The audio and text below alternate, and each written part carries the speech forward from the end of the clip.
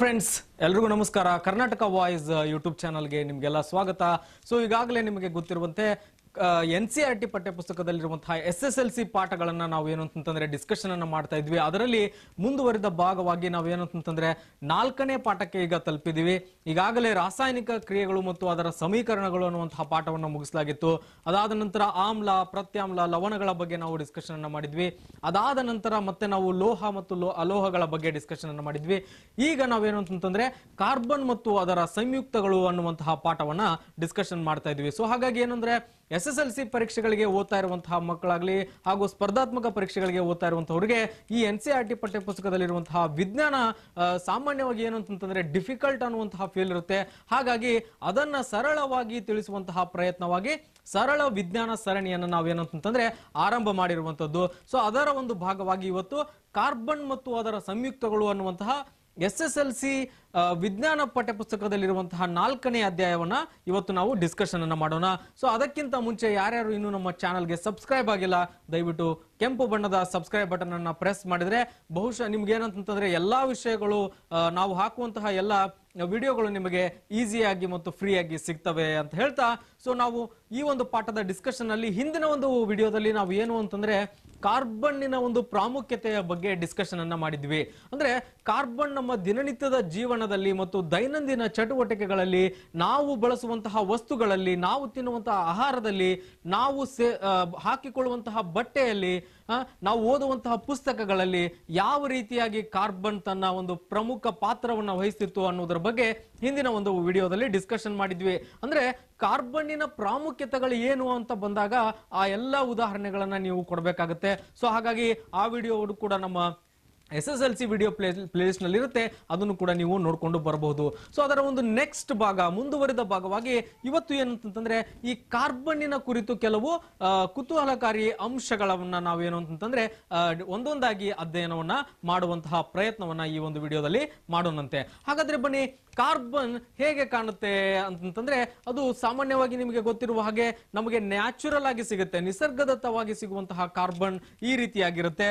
ಅದಾದ ನಂತರ ಇದನ್ನ ನಾವು ಏನು ಅಂತಂದ್ರೆ ಪಿರಿಯಾಡಿಕ್ ಟೇಬಲ್ ನಲ್ಲಿ ನಾವು ಎಲಿಮೆಂಟ್ಸ್ ಗಳನ್ನ ಅರೇಂಜ್ ಮಾಡುವಂತಹ ಸಂದರ್ಭದಲ್ಲಿ ಈ ಒಂದು ಎಲಿಮೆಂಟ್ ಅಂದ್ರೆ ಕಾರ್ಬನ್ ಅನ್ನ ನಾವು ಗ್ರೂಪ್ 14ರಲ್ಲಿ ಏನು ಅಂತಂದ್ರೆ ಗುರುತಿಸ್ತೀವಿ ಅನ್ನುವಂಥದ್ದು. ಅಂದ್ರೆ ಗ್ರೂಪ್ 14ರಲ್ಲಿ ಕಾರ್ಬನ್ ಏನಾಗಿರುತ್ತೆ ಪ್ಲೇಸ್ ಮಾಡಲಾಗಿದೆ ಅನ್ನುವಂಥದ್ದು. ಆ ಪಾಯಿಂಟ್ ನಿಮ್ಗೆ ಗೊತ್ತಿರಬೇಕು. ಅಂದ್ರೆ ಗ್ರೂಪ್ 14ರಲ್ಲಿ ನಿಮಗೆ ಈ ಒಂದು ಕಾರ್ಬನ್ ಅನ್ನುವಂತಹ ಎಲಿಮೆಂಟ್ ನಿಮಗೆ ಸಿಗುತ್ತೆ ಅನ್ನುವಂಥದ್ದು. ಅದಾದ ನಂತರ ಈ ಕಾರ್ಬನ್ ಅನ್ನ ನಾವು ಸಾಮಾನ್ಯವಾಗಿ ಆಂಗ್ಲ ಭಾಷೆಯ ಅಂದ್ರೆ ಆಲ್ಫಾಬೆಟ್ಸ್ ಅಂತ ನಾವೇನ್ ಹೇಳ್ತೀವಿ, ಇಂಗ್ಲಿಷ್ ನ ಒಂದು ಆಲ್ಫಾಬೆಟ್ಸ್ ನ ಈ ಕ್ಯಾಪಿಟಲ್ ಲೆಟರ್ ನ C ಅನ್ನುವಂತಹ ಒಂದು ಇದರಿಂದ ನಾವೇನು ಅಂತಂದ್ರೆ ಗುರುತಿಸ್ತೀವಿ ಅನ್ನುವಂಥದ್ದು. ಅಂದ್ರೆ ಇಂಗ್ಲಿಷ್ ಆಲ್ಫಾಬೆಟ್ ಅಲ್ಲಿ ನಾವು ಕ್ಯಾಪಿಟಲ್ C ಅಂತ ನಾವೇನ್ ಬರಿತೀವಿ, ಆ ಕ್ಯಾಪಿಟಲ್ C ಅನ್ನುವಂಥದ್ದು ಇದಕ್ಕೆ ಒಂದು ಸಂಕೇತವಾಗಿ ಬಳಸ್ತೀವಿ. ಸೊ ಕಾರ್ಬನ್ ಅನ್ನ C ಅಂತ ನಾವು ಗುರುತಿಸ್ತೀವಿ ಅನ್ನೋದು ನಿಮ್ಗೆ ಗೊತ್ತಿರಬೇಕು.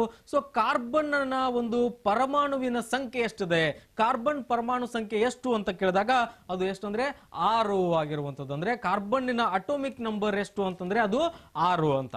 Okay, so carbon atomic number is 6 ಅಂತ. ಸೊ ಅದು ನಿಮಗೆ ಗೊತ್ತಿರಲಿ. ಅದಾದ ನಂತರ ಕಾರ್ಬನ್ ಅದರ ಪರಮಾಣು ಸಂಖ್ಯೆ 6 ಇದೆ ಅಂದ್ರೆ ಅದು ಏನನ್ನ ಸೂಚಿಸುತ್ತೆ ಅಂದ್ರೆ ಅದರಲ್ಲಿ 6 ಎಲೆಕ್ಟ್ರಾನ್ಗಳಿವೆ ಅಂತ ಅನ್ನೋದನ್ನ ಸೂಚಿಸುತ್ತೆ. ಹಾಗೆ ಪರ್ಯಾಯವಾಗಿ ನಾವು ಅದನ್ನು ಇನ್ನೊಂದು ರೀತಿಯಲ್ಲಿ ಹೇಳೋದಾದ್ರೆ ಅದರಲ್ಲಿರುವಂತಹ ಪ್ರೋಟಾನುಗಳ ಸಂಖ್ಯೆಯನ್ನ ಸಾಮಾನ್ಯವಾಗಿ ಪರಮಾಣು ಸಂಖ್ಯೆ ತೋರಿಸ್ತಾ ಇರುತ್ತೆ. ಹಾಗಾಗಿ ಇಲ್ಲಿ ಕಾರ್ಬನ್ನಿನಲ್ಲಿಯೂ ಕೂಡ ಏನು ಅಂತಂದ್ರೆ ಪ್ರೋಟಾನುಗಳ ಸಂಖ್ಯೆ ಎಷ್ಟಾಗಿದೆ ಅಂದ್ರೆ 6 ಆಗಿರುತ್ತೆ ಅನ್ನುವಂಥದ್ದು ನಿಮಗೆ ಗೊತ್ತಿರಬೇಕು.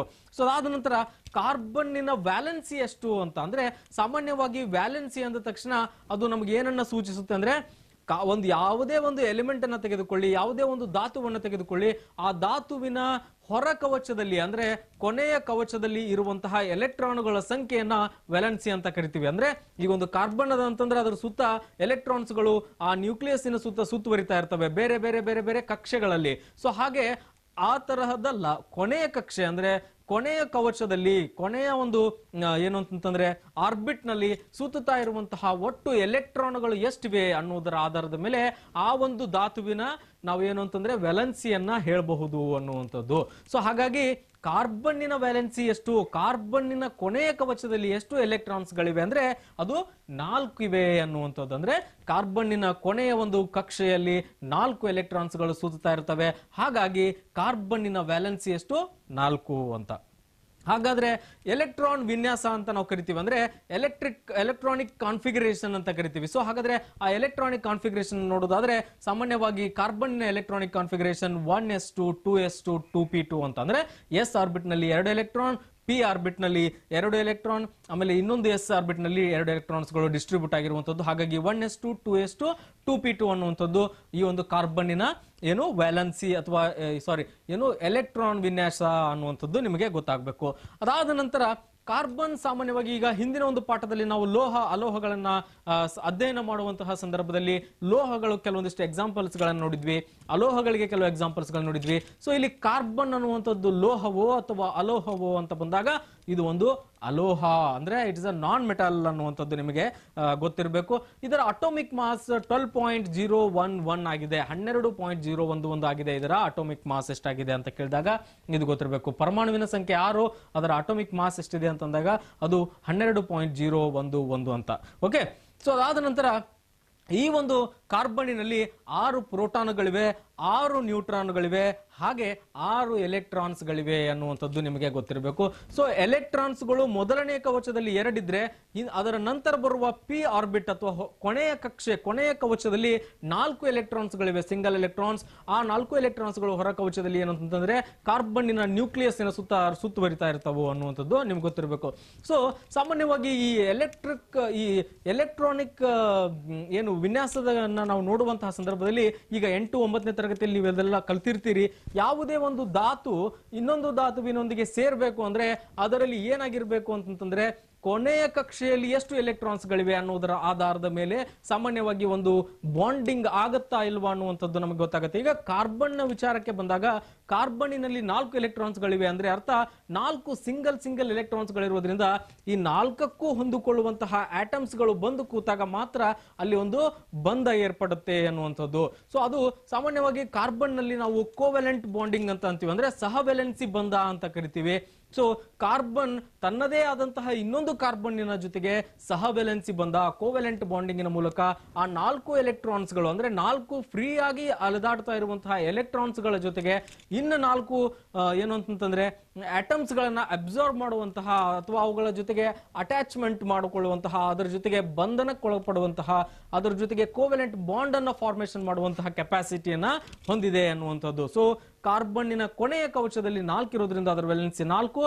ಅದು 4 ವಿವಿಧ ಆಟಮ್ಸ್ ಗಳ ಜೊತೆಗೆ 4 ವಿವಿಧ ಏನು ಅಂತಂದ್ರೆ ಧಾತುಗಳ ಜೊತೆಗೆ ಬಾಂಡಿಂಗ್ ಅನ್ನ ಏರ್ಪಡಿಸುವಂತಹ ಪಾಸಿಬಿಲಿಟಿ ಇದೆ, ಸಾಧ್ಯತೆಗಳಿವೆ ಅನ್ನುವಂಥದ್ದು ಈ ಮೂಲಕ ನಿಮಗೆ ಗೊತ್ತಿರಬೇಕು. ಅಂದ್ರೆ 4 ಎಲೆಕ್ಟ್ರಾನ್ಸ್ ಗಳನ್ನ ಕಳೆದುಕೊಂಡು ಅದು ಒಂದು ರಾಜ ಅನಿಲವಾಗಿ ಮಾರ್ಪಡುತ್ತೆ, ಅಂದ್ರೆ ಸ್ಟೇಬಲ್ ಮಾಲಿಕ್ಯೂಲ್ ಆಗಿ ಮಾರ್ಪಡುತ್ತೆ.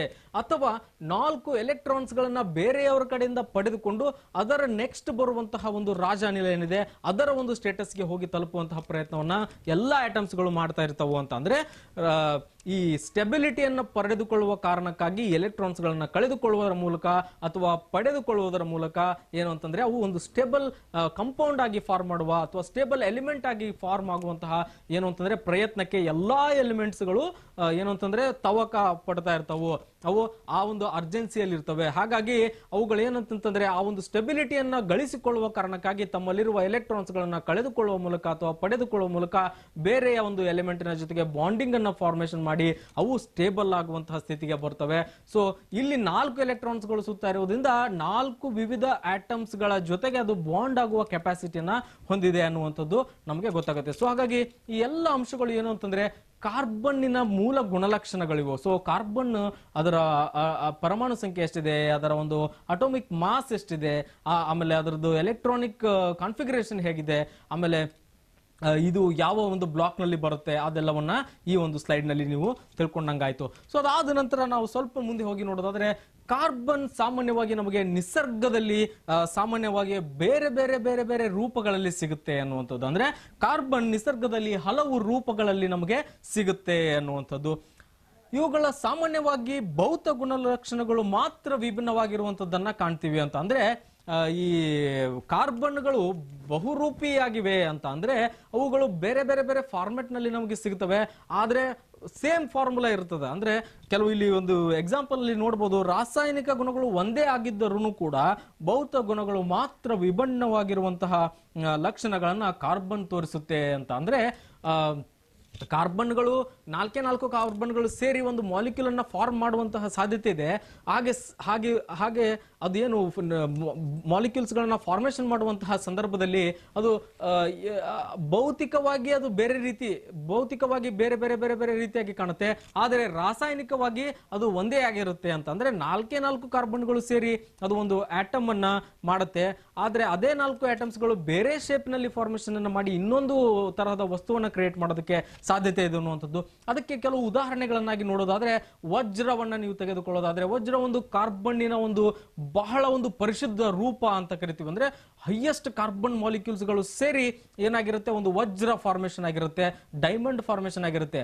ಅಲ್ಲಿಯೂ ಕೂಡ ಕಾರ್ಬನ್ನಿನ ಹಲವು ಏನು ಅಂತಂದ್ರೆ ಕಾರ್ಬನ್ ಮಾಲಿಕ್ಯೂಲ್ಸ್ ಗಳು ಸೇರಿ ಏನೋ ಒಂದು ಬಾಂಡಿಂಗ್ ಅನ್ನು ಫಾರ್ಮೇಶನ್ ಮಾಡಿ ಅಲ್ಲಿ ನಮಗೆ ವಜ್ರ ದೊರೆತಿರುತ್ತೆ.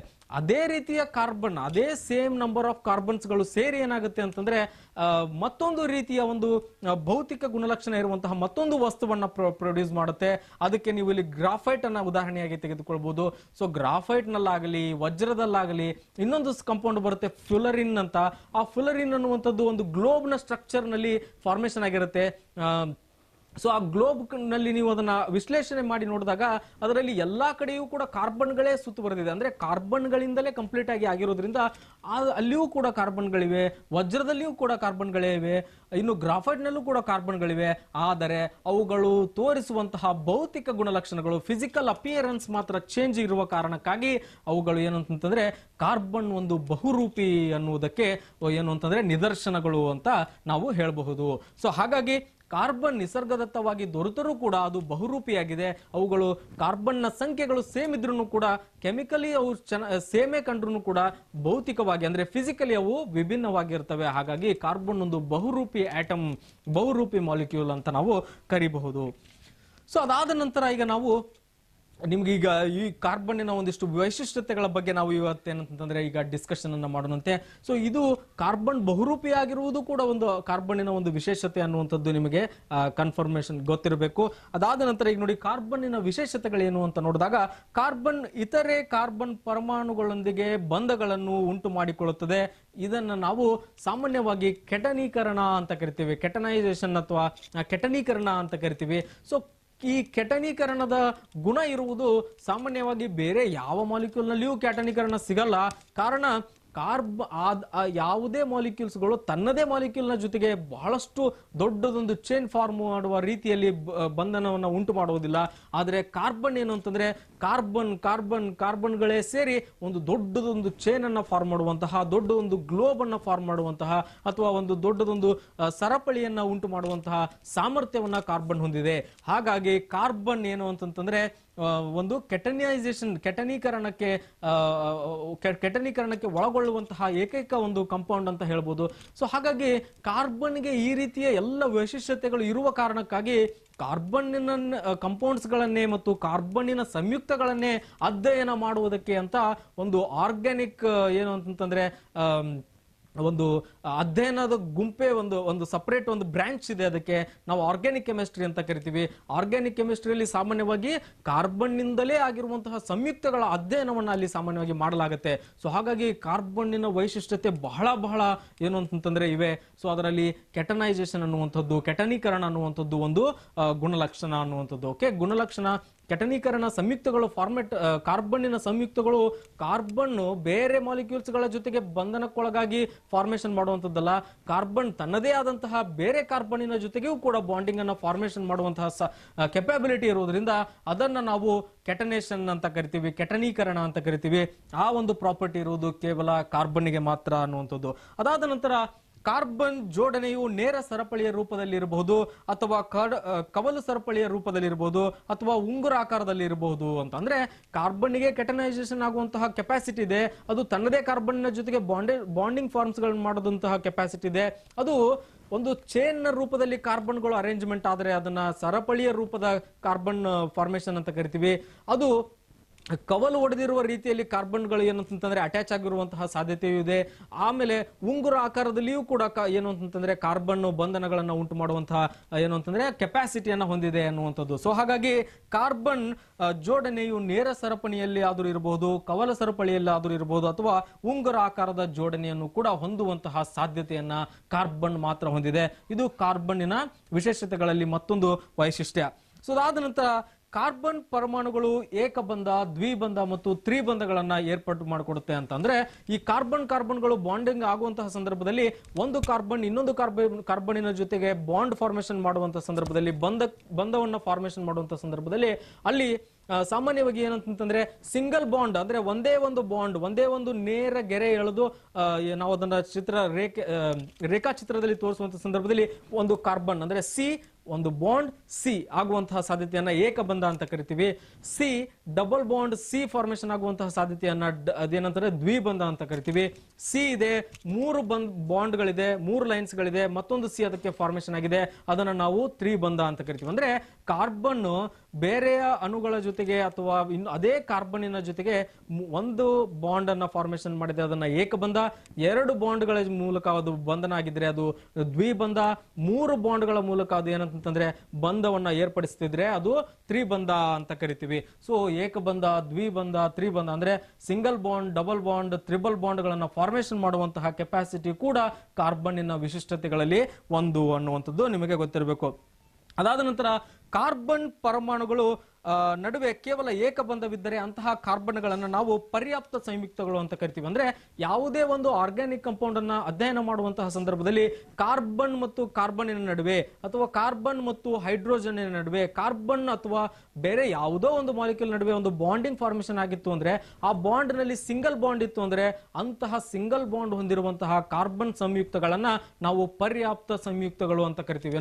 ಪರ್ಯಾಪ್ತ ಸಂಯುಕ್ತಗಳು ಅಂತ ಕರಿತೀವಿ. ಸೊ ಕಾರ್ಬನ್ ಮತ್ತು ಬೇರೆ ಒಂದು ಅಣುಗಳ ಜೊತೆಗೆ ಬಾಂಡ್ ಫಾರ್ಮೇಶನ್ ಆದಾಗ ಒಂದೇ ಒಂದು ಬಾಂಡ್ ಏನಾದ್ರೂ ಇತ್ತು ಅಂದ್ರೆ ಅದನ್ನು ನಾವು ಪರ್ಯಾಪ್ತ ಕಾಂಪೌಂಡ್ ಅಂತ ಕರಿತೀವಿ, ಪರ್ಯಾಪ್ತ ಸಂಯುಕ್ತ ಅಂತ ಕರಿತೀವಿ ಅನ್ನುವಂಥದ್ದು ನಿಮ್ಗೆ ಗೊತ್ತಿರಬೇಕು. ಹಾಗಾದ್ರೆ ಈಗ ನಾವು ಕಾರ್ಬನ್ಗೆ ಸಿಂಗಲ್ ಬಾಂಡ್ ಫಾರ್ಮೇಶನ್ ಮಾಡುವಂತ ಸಾಧ್ಯತೆ ಇದೆ, ಡಬಲ್ ಬಾಂಡ್ ಮಾಡೋದು ಸಾಧ್ಯತೆ ಇದೆ, ತ್ರಿಬಲ್ ಬಾಂಡ್ ಫಾರ್ಮೇಶನ್ ಮಾಡುವಂತಹ ಕೆಪಾಸಿಟಿ ಕೂಡ ಇದೆ. ಹಾಗಾದ್ರೆ ಒಂದು ಬಾಂಡ್ ಆಗಿದ್ರೆ ಅದು ಪರ್ಯಾಪ್ತ ಸಂಯುಕ್ತ ಅಂತ ಕರಿತೀರಿ.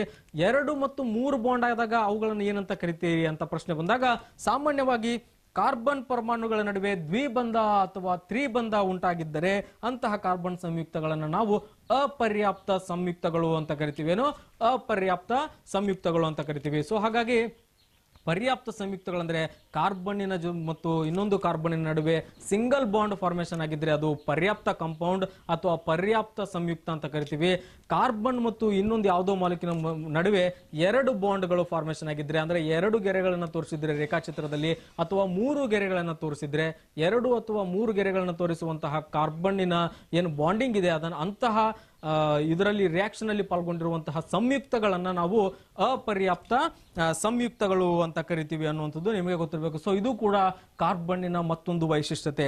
ಸೊ ಕಾರ್ಬನ್ ಬಂಧವು ಹೆಚ್ಚು ಪ್ರಬಲವಾಗಿರುವುದರಿಂದ ಇದು ಸ್ಥಿರವಾಗಿರುತ್ತೆ ಅಂತ. ಅಂದ್ರೆ ಒಂದು ಕಾರ್ಬನ್ನಿನ ನಡುವೆ ಇನ್ನೊಂದು ಕಾರ್ಬನ್ನಿನ ನಡುವೆ ಒಂದು ಬಾಂಡ್ ಫಾರ್ಮೇಶನ್ ಆಗಿದೆ ಅಂದ್ರೆ ಅದು ಯಾವಾಗಲೂ ಸ್ಟ್ರಾಂಗ್ ಬಾಂಡ್ ಅನ್ನ ಫಾರ್ಮೇಶನ್ ಮಾಡಿರುತ್ತೆ. ಸೊ ಆ ಬಾಂಡ್ ಅನ್ನ ನಾವು ಈಗಾಗಲೇ ಗೊತ್ತಿರುವಂತೆ ಸಹವೆಲೆನ್ಸಿ ಬಂಧ ಅಂತ ಕರಿತೀವಿ, ಅಂದ್ರೆ ಕೋವೆಲೆಂಟ್ ಬಾಂಡಿಂಗ್ ಅಂತ ಕರಿತೀವಿ. ಸೊ ಕೋವೆಲೆಂಟ್ ಬಾಂಡಿಂಗು ಬಹಳ ಸ್ಟ್ರಾಂಗ್ ಆಗಿರುವಂತಹ ಬಾಂಡಿಂಗ್, ಯಾವುದರ ನಡುವೆ ಕಾರ್ಬನ್ ಮತ್ತು ಇನ್ನೊಂದು ಕಾರ್ಬನ್ನಿನ ನಡುವೆ ಈ ತರ ಬಂಧಗಳು ಉಂಟಾಗಿರುವುದನ್ನ ನಾವು ಕೋವೆಲೆಂಟ್ ಬಾಂಡಿಂಗ್ ಅಂತ ಕರಿತೀವಿ. ಸೊ ಕಾರ್ಬನ್ನಿನ ನಡುವೆ ಹೀಗೆ ಪರ್ಯಾಪ್ತ ಅಥವಾ ಅಪರ್ಯಾಪ್ತ ಕಾಂಪೌಂಡ್ಗಳು ಫಾರ್ಮೇಶನ್ ಆದಂತಹ ಸಂದರ್ಭದಲ್ಲಿ ಈ ಬಾಂಡ್ ಏನ್ ಫಾರ್ಮೇಶನ್ ಆಗಿರುತ್ತೆ ಅದು ಬಹಳ ಪ್ರಬಲವಾಗಿರುತ್ತೆ, ಅಂದ್ರೆ ಸ್ಟ್ರಾಂಗ್ ಆಗಿರುತ್ತೆ. ಹಾಗಾಗಿ ಈ ರೀತಿಯ ಬಾಂಡ್ ಗಳನ್ನ ಫಾರ್ಮೇಶನ್ ಮಾಡಿರುವಂತಹ ಕಾಂಪೌಂಡ್ಗಳೆಲ್ಲ ಬಹಳ ಸ್ಟೇಬಲ್ ಆಗಿರ್ತವೆ, ಅಂದ್ರೆ ಸ್ಥಿರವಾಗಿರ್ತವೆ ಅನ್ನುವಂಥದ್ದು ನಿಮಗೆ ಗೊತ್ತಿರಬೇಕು. ಸೊ ಈ ರೀತಿಯ ಕೋವೆಲೆಂಟ್ ಬಾಂಡಿಂಗ್ ಅನ್ನು ಹೊರತುಪಡಿಸಿ ಬೇರೆ ಬಾಂಡಿಂಗ್ ಗಳ ಬಗ್ಗೆ ನಾವು ಮಾತನಾಡುವಾಗ ಅಲ್ಲಿ ಕಾಂಪೌಂಡ್ ಯಾಕೆ ಸ್ಟೇಬಲ್ ಆಗಿಲ್ಲ ಅಂದ್ರೆ ಅಲ್ಲಿ ಕೋವೆಲೆಂಟ್ ಬಾಂಡಿಂಗ್ ಇಲ್ಲ ಅನ್ನುವ ಕಾರಣಕ್ಕಾಗಿ. ಸೊ ಹಾಗಾಗಿ ಕಾರ್ಬನ್ಗೆ ಮಾತ್ರ ಆ ತರದ ಒಂದು ಕೆಪಾಸಿಟಿ ಇರುವ ಕಾರಣಕ್ಕೆ ಅಲ್ಲಿ ಒಂದು ಕಾಂಪೌಂಡ್ ಸ್ಥಿರವಾಗಿರುವುದಕ್ಕೆ ಮತ್ತು ಪ್ರಬಲವಾಗಿರುವುದಕ್ಕೆ ಅದು ಕಾರಣ ಆಗಿದೆ ಅನ್ನುವಂಥದ್ದು. ಅದಾದ ನಂತರ ಕೆಟನೀಕರಣದಿಂದಾಗಿ ಹೆಚ್ಚಿನ ಸಂಖ್ಯೆಯ ಸಂಯುಕ್ತಗಳು ಸಾಮಾನ್ಯವಾಗಿ ನಮಗೆ ದೊರೆತವೆ. ಅಂದ್ರೆ ಈಗಾಗಲೇ ನಿಮಗೆ ಗೊತ್ತಿರುವ ಹಾಗೆ ನಾವು ಹಾಕುವಂತಹ ಬಟ್ಟೆಗಳಿಂದ ಹಿಡಿದು, ತಿನ್ನುವಂತಹ ಆಹಾರದಿಂದ ಹಿಡಿದು, ನಾವು ಏನು ಅಂತಂತಂದ್ರೆ ಬಳಸುವಂತಹ ಔಷಧಿಗಳಿಂದ ಹಿಡಿದು, ಪುಸ್ತಕಗಳಿಂದ ಹಿಡಿದು, ನಾವು ಸಾಮಾನ್ಯವಾಗಿ ಏನು ಬೇರೆ ಬೇರೆ ಪೀಠೋಪಕರಣಗಳನ್ನು ತಯಾರು ಮಾಡ್ತೀವಿ, ಅಂತಹ ತಯಾರು ಮಾಡಿರುವಂತಹ ಪೀಠೋಪಕರಣಗಳಲ್ಲಾಗ್ಲಿ, ಸೊ ಇವೆಲ್ಲದರಲ್ಲಿಯೂ ಕೂಡ ಸಾಮಾನ್ಯವಾಗಿ ಕಾರ್ಬನ್ನಿನ ಪ್ರಾಮುಖ್ಯತೆ ಬಹಳ ಇದೆ ಅಂತ ನಾವು ಹೇಳಿದೀವಿ. ಅಂದ್ರೆ ಎಲ್ಲಾ ಕಡೆನೂ ಕಾರ್ಬನ್ನಿನ ಪ್ರೆಸೆನ್ಸ್ ಇದ್ದೇ ಇದೆ. ನಮ್ಮ ದೇಹದ 18% ಭಾಗ ಕಾರ್ಬನ್ ಇಂದೇ ಆಗಿದೆ ಅಂತಂದ್ರೆ ಅದನ್ನ ನೀವು ಅರ್ಥ ಮಾಡ್ಕೋಬೇಕು ಏನು ಅಂತಂದ್ರೆ ಕಾರ್ಬನ್ ಎಷ್ಟು ಪ್ರಮುಖವಾಗಿರುವಂತಹ ಮಾಲಿಕ್ಯೂಲ್ ಅನ್ನುವಂಥದ್ದು. ಹಾಗಾಗಿ ಕಾರ್ಬನ್, ಈ ಒಂದು ಕಾರ್ಬನ್ಗೆ ಇಂತಹ ಕೆಪಾಸಿಟಿ ಯಾಕೆ ಬಂತು ಅಂದ್ರೆ ಇಟ್ಸ್ ಜಸ್ಟ್ ಬಿಕಾಸ್ ಆಫ್ ಕೆಟನೈಸೇಷನ್. ಆ ಕೆಟನೀಕರಣ ಅನ್ನುವಂತಹ ಒಂದು ಪ್ರಾಪರ್ಟಿ ಬಗ್ಗೆ ನಾವೇನು ಮಾತಾಡಿದ್ವಿ, ಆ ಕೆಟನೀಕರಣ ಆಗುವಂತಹ ಒಂದೇ ಒಂದು ಕಾರಣದಿಂದಾಗಿ ಭೂಮಿಯ ಮೇಲೆ ಇರುವಂತಹ ಎಲ್ಲ ಒಂದು ವೈಶಿಷ್ಟ್ಯತೆಗಳಲ್ಲಿಯೂ ಕೂಡ ಕಾರ್ಬನ್ನಿನ ಪ್ರೆಸೆನ್ಸ್ ಇದೆ. ಸೊ ಹಾಗಾಗಿ ಕಾರ್ಬನ್ ಏನು ಅಂತಂದ್ರೆ ಈ ಕೆಟನೀಕರಣದ ಕಾರಣಕ್ಕಾಗಿ ಸಾಮಾನ್ಯವಾಗಿ ಬಹಳಷ್ಟು ಮಾಲಿಕ್ಯೂಲ್ಸ್ ಗಳನ್ನ ತಯಾರು ಮಾಡುವಂತಹ ಕೆಪಾಸಿಟಿ ಇದೆ ಅನ್ನುವಂಥದ್ದು ಈ ಮೂಲಕ ನಮಗೆ ಗೊತ್ತಾಗುತ್ತೆ. ಸೊ ಹಾಗಾಗಿ ಒಟ್ಟಾರೆ ಈ ಒಂದು ಅಧ್ಯಾಯದಿಂದ ನಾವು ತಿಳಿಯೋದೇನಂತಂದ್ರೆ ಕಾರ್ಬನ್ನಿನ ಪ್ರಾಮುಖ್ಯತೆಗಳ ಬಗ್ಗೆ ನಾವು ಅಧ್ಯಯನ ಮಾಡಿದಾಗಾಯ್ತು. ಸೊ ಹಿಂದಿನ ಒಂದು ವಿಡಿಯೋದಲ್ಲಿ ನಾವು ಕಾರ್ಬನ್ನಿನ ದೈನಂದಿನ ಜೀವನದಲ್ಲಿ ಕಾರ್ಬನ್ನಿನ ಪ್ರಾಮುಖ್ಯತೆಗಳ ಬಗ್ಗೆ ಡಿಸ್ಕಷನ್ ಮಾಡಿದ್ವಿ. ಈ ಒಂದು ವಿಡಿಯೋದಲ್ಲಿ ಏನಂತಂದ್ರೆ ಕಾರ್ಬನ್ನಿನ ಎಲೆಕ್ಟ್ರಾನಿಕ್ ವಿನ್ಯಾಸ, ಕಾರ್ಬನ್ನಿನ ರಾಸಾಯನಿಕ ಗುಣಲಕ್ಷಣಗಳು, ಕಾರ್ಬನ್ ನಮ್ಮ ಜೀವನದಲ್ಲಿ ಎಷ್ಟು ಬಹುಮುಖ್ಯವಾಗಿದೆ ಅನ್ನುವಂಥದ್ದು, ಅದಾದ ನಂತರ ಕಾರ್ಬನ್ನಿನ ಕೆಲವು ವೈಶಿಷ್ಟ್ಯತೆಗಳು ಹಾಗೂ ಅವುಗಳ ರೂಪತೆಯ ಬಗ್ಗೆ ನಾವೇನಂತಂದ್ರೆ ಈ ಒಂದು ವಿಡಿಯೋದಲ್ಲಿ ಡಿಸ್ಕಷನ್ ಅನ್ನ ಮಾಡಿದ್ವಿ. ಸೊ ಮುಂದಿನ ಒಂದು ವಿಡಿಯೋದಲ್ಲಿ ಏನು ಅಂತಂದ್ರೆ ಕಾರ್ಬನ್ ಬೇರೆ ಬೇರೆ ಬೇರೆ ರಾಸಾಯನಿಕ ಕ್ರಿಯೆಗಳಲ್ಲಿ ಹೇಗೆ ಭಾಗವಹಿಸುತ್ತೆ, ಕಾರ್ಬನ್ನಿನಿಂದಲೇ ಆಗಿರುವಂತಹ ಸಂಯುಕ್ತಗಳು ಯಾವುವು, ಹಾಗಾದ್ರೆ ಆ ಸಂಯುಕ್ತಗಳ ಗುಣಲಕ್ಷಣಗಳು ಹೇಗಿರುತ್ತೆ ಅನ್ನುವಂಥದ್ರ ಬಗ್ಗೆ ಮುಂದಿನ ಒಂದು ವಿಡಿಯೋದಲ್ಲಿ ನಾವು ಡಿಸ್ಕಷನ್ ಅನ್ನ ಮಾಡೋಣಂತೆ. ಸೊ ಅಲ್ಲಿವರೆಗೂ ಏನಂತಂದ್ರೆ ಯಾರ್ಯಾರು ಇನ್ನು ನಮ್ಮ ವಿಡಿಯೋಗಳನ್ನ ನೋಡಿಲ್ಲ, ಯಾರ್ಯಾರು ನಮ್ಮ ಚಾನಲ್ಗೆ ಸಬ್ಸ್ಕ್ರೈಬ್ ಆಗಿಲ್ಲ, ದಯವಿಟ್ಟು ಈ ಕೆಳಗಡೆ ಇರುವಂತಹ ರೆಡ್ ಬಟನ್ ಇರುವಂತಹ ಸಬ್ಸ್ಕ್ರೈಬ್ ಬಟನ್ ಅನ್ನು ಒತ್ತಿ ನಮ್ಮ ಚಾನಲ್ಗೆ ಸಬ್ಸ್ಕ್ರೈಬ್ ಆಗಿ ಅಂತ ಹೇಳ್ತಾ ಇವತ್ತಿನ ಒಂದು ವಿಡಿಯೋನ ಇಲ್ಲಿಗೆ ಮುಗಿಸೋಣ. ಎಲ್ರಿಗೂ ಒಳ್ಳೇದಾಗ್ಲಿ. ನಮಸ್ಕಾರ.